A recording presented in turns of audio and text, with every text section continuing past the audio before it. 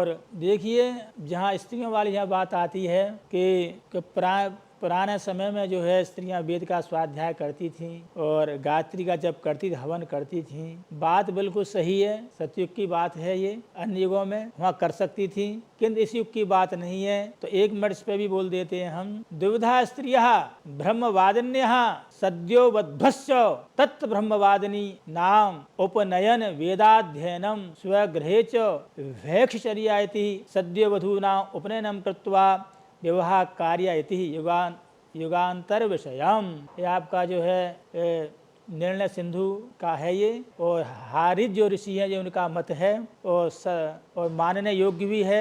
ध्यान से सुने कि दो प्रकार की स्त्रियां होती हैं, पहली ब्रह्मवादिनी और दूसरी सद्यो वधू।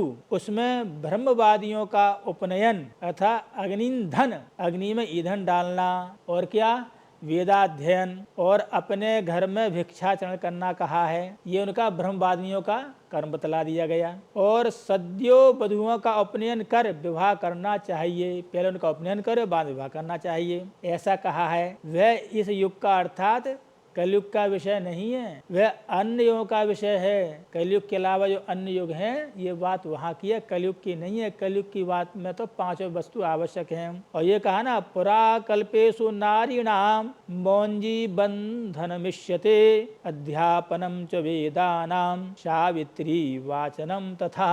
ये यमस्मृति का श्लोक है, उसमें कहा गया है कि पुरा कल्पेषु नारीणाम, पहले कल्पों में, कलयुग की बात नहीं है, पहले युगों में, पहले कल्पों में स्त्रियों का मौंजी बंधन, वेदों का अध्यापन, गायत्री का उपदेश करना इष्ट था, किंतु ये इस युग की बात नहीं है। तो ये बात कह देनी कि जो भगवान श्री कृष्ण ने जो है स्वधर्माचरण का वर्ण व्यवस्था का जो है खंडन किया, वो स्वयं कह रहे धर्मार्थम जन्म यद हरे हे, मैंने धर्म की रक्षा के लिए वर्ण व्यवस्था की, स्वधर्माचरण की व्यवस्था के लिए मैं जो है निर्गुण निराकार होती हुई भी सगुण साकार रूप में प्रकट होता हूँ। तो हमने जो है उनकी जो वाणी 11वें स्कंद है वो ही बताई, अन्य पुराण का अनुसार ही आपको कहा, आपको कोई संदेह नहीं होना चाहिए। तो जाति जो है तप में जो विद्या से और योनि से और कर्म से जहाँ तीनों कारण होंगे वही ब्राह्मण जाति मानी जाएगी।